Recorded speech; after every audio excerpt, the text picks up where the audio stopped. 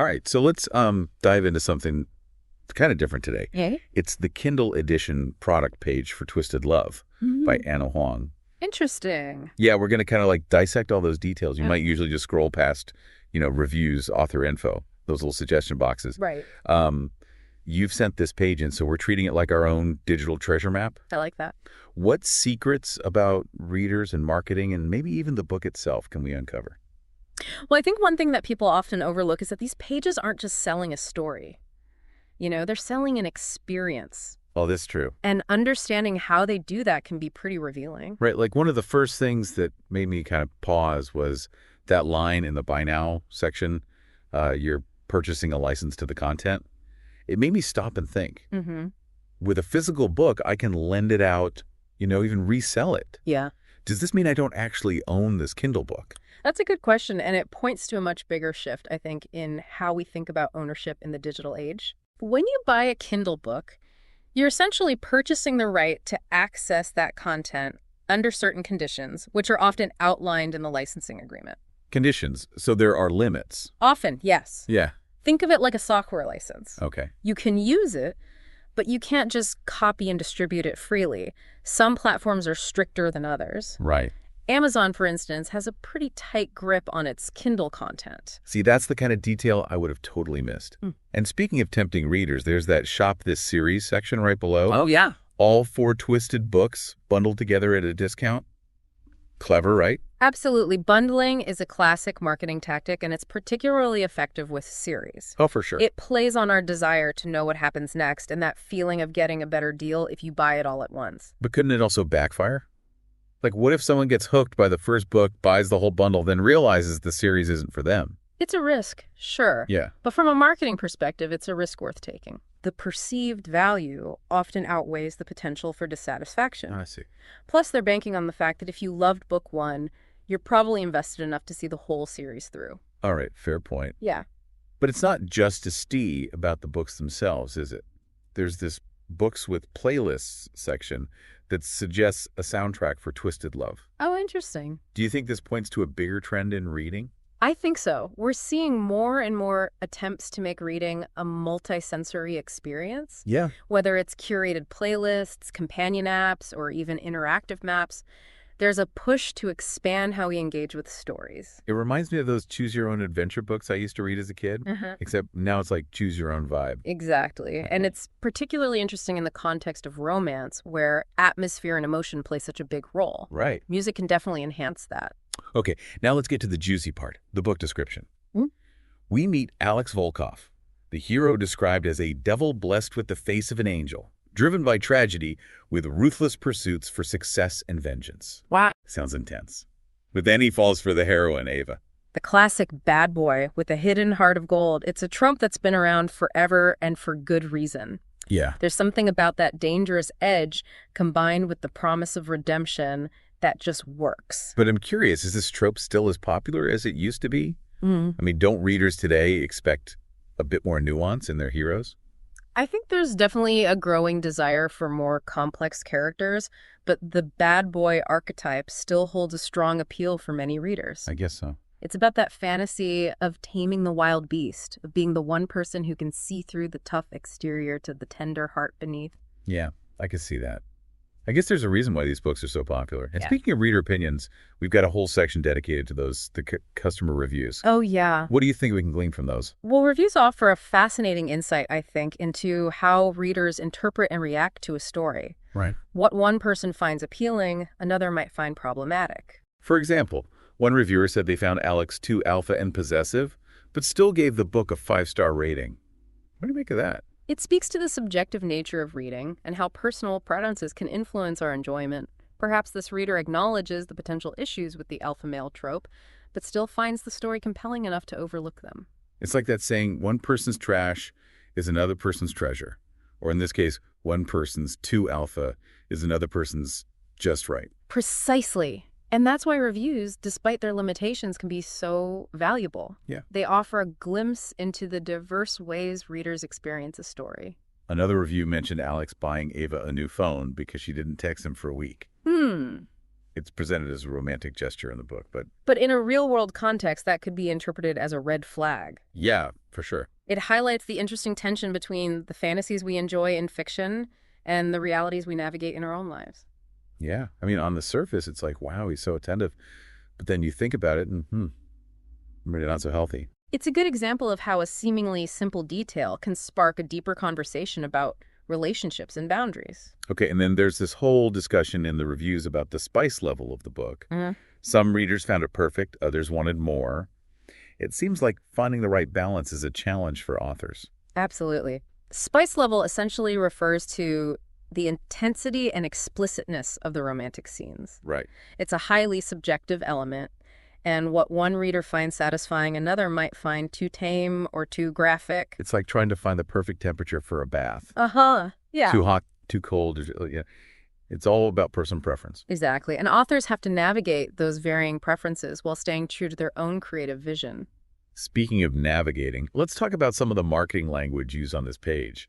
Phrases like New York Times, USA Today, and WSJ Bestselling Romance, and Best of Hashtag Book Talk really jump out. Right. Why do you think they do that? Those are prime examples of social proof. Using external validation to influence purchasing decisions, it's essentially saying, look how many people love this book. You should too. It's like those lines you see outside trendy restaurants. You automatically assume it must be good if everyone else is waiting to get in. Exactly. Those accolades create a sense of credibility and popularity even before a potential reader has delved into the description. And then there's this warning. This book contains a possessive anti-hero. If you're looking for a traditionally sweet, lovable hero, this is not the book for you. Seems a bit risky, no? It's a strategic move for sure. It acknowledges the potentially controversial aspects of the story while simultaneously targeting a specific audience. It's like saying this might be too spicy for some of you, but for those who like it hot. Exactly. They're playing up the anti-hero element, knowing it will appeal to readers who enjoy that type of character. It's fascinating how much thought goes into crafting these product pages. It's not just about selling a book. It's about understanding your audience and appealing to their desires. It's like a carefully constructed puzzle designed to pique your interest and ultimately lead you to that buy now button. Okay, so we've talked about licenses, bundling, spice level, and the bad boy archetype. It's amazing how much we've uncovered just from scratching the surface of this product page. Yeah, it's really interesting. But there's one element we haven't touched on yet, the allure of the anti-hero. Why are we as readers so drawn to these flawed, often morally ambiguous characters like Alex Volkov?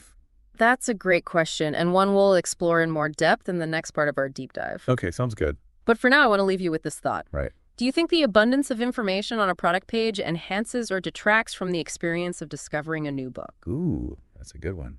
We'll be back shortly to continue our exploration of twisted love. Welcome back to our deep dive. I'm still kind of chewing on that last question. Are we getting like too much information before we even open a book? It's a valid concern, I think, with so many opinions and recommendations these days. It can be hard to figure out what we're genuinely interested in and what we're just being told we should like. Yeah, totally. But before we go too far down that rabbit hole, we left off on kind of a cliffhanger. The allure of the anti-hero. Right. Why are we as readers so drawn to these complex and often morally ambiguous characters like Alex Volkov? Well, I think there are several layers to it. One aspect is definitely that element of danger and excitement, Anti-heroes often live outside the lines, defying conventions and societal norms. That bad boy image, right? That's like they represent a freedom that a lot of us secretly crave. Exactly. But wouldn't actually act on ourselves. Precisely. It's a form of escapism. Right. We get to experience that sense of rebellion and nonconformity vicariously through these characters. But it's not just about the thrill, Yeah. Anti-heroes are often deeply flawed individuals struggling with inner demons and past traumas. Which makes them more relatable in a way, right? Yeah. They're not perfect. They make mistakes. Exactly. And that makes their journey toward redemption even more compelling. We see ourselves in their struggles, their vulnerabilities. Right. And when they find love despite their darkness, it feels all the more powerful and meaningful. It's like we're rooting for them to overcome their past and find happiness. Their flaws make their triumphs even sweeter. For sure. But bringing it back to Twisted Love, we've highlighted some potentially problematic aspects of Alex's behavior, especially that possessive streak. How do we reconcile that with this sort of romanticized portrayal of the bad boy trope? It's complex, and it's something that's being discussed more and more in the context of romance literature. It's important to remember that fiction allows us to explore different fantasies and scenarios, Yeah. but those don't always translate well into real-life relationships. So it's about separating the fantasy from reality, Right. enjoying the story for what it is, Mhm. without necessarily endorsing the character's actions. Yeah. Exactly. It's about being critical readers, recognizing that certain behaviors that might be romanticized in fiction can be harmful in real life. That makes sense. It's like watching an action movie and not suddenly thinking it's okay to jump off buildings. A perfect analogy. We can enjoy the escapism and the thrill without condoning the behavior in our own lives. Okay, so we've talked about the appeal of the anti-hero and the importance of critical reading. Right. But shifting gears a bit, I'm curious about those books with playlists again. Yeah. Do you think this trend of adding music to books could ever, replace the traditional reading experience? I don't think it's a replacement so much as an enhancement. For some readers, music can add another layer of depth and immersion to the story. Like mood music. Exactly. I could see how certain songs could really amplify the emotions in a particular scene. Precisely. Yeah. It's about creating a more immersive and multisensory experience. But, it's not for everyone. Oh. Some readers prefer the quiet solitude of traditional reading, and that's perfectly valid too. It's all about finding what works best for you as a reader, right? Absolutely. There's no one right way to enjoy a book. Right. Whether you prefer silence music or even ambient sounds, the most important thing is to find what enhances your reading experience. Okay, so we've delved into the characters, the marketing tactics, the trends, even the ethics of it all. Mm-hmm. It's amazing how much we've uncovered just from this one product page. It is fascinating. But before we wrap up, I'm curious about your take on something. We've talked about how much information is available to us. Right. But is there a downside to all this knowledge? Could it be overwhelming or even spoil the experience? That's a thought-provoking question and one that deserves its own deep dive. We'll explore that further in the final part of our discussion. Okay. But for now, let's take a moment to appreciate the sheer volume of information that's at our fingertips and how it allows us to connect with stories and each other in new and interesting ways. Welcome back to the final part of our deep dive. It's wild how much we've uncovered just from this one Amazon page. I know, right? Yeah. Everything from, those marketing tactics to the psychology of the bad boy trope. For sure. But as we were discussing before, is there a downside to all this, readily available information? Yeah, it's possible, I think. We've become so accustomed to having instant access to all these reviews and ratings and summaries that it can be tough to approach a book with fresh eyes. Right. It's like reading the last page of a mystery novel first. Exactly. Yeah. You might know who did it, but you've kind of robbed yourself of the suspense and the thrill of the chase. Right. There's a certain magic in allowing yourself to be surprised, to form your own opinions without being influenced by others. Totally. I know I've definitely fallen into that trap of letting a negative review sway my decision. Yeah. Even if the book, sounded totally up my alley. It's like we've outsourced our taste to algorithms and anonymous reviewers. Yeah, it's a natural human tendency to seek validation and guidance. Right. But sometimes that can come at the expense of our own intuition and personal preferences. So how do we strike a balance? How do we stay informed without letting all this external input, drown out our own inner voice? Well, I think it starts with being mindful of our consumption habits. We can choose to limit our exposure to reviews or consciously seek out diverse perspective. Yeah. It's also about trusting our own judgment. It's like remembering that we have our own internal compass. Exactly. And it's okay to let that guide us, even if it leads us off the beaten path. And sometimes those unexpected detours lead to the most rewarding discoveries. So maybe the key takeaway here isn't about avoiding information altogether, Right. but about engaging with it more consciously and critically. Precisely.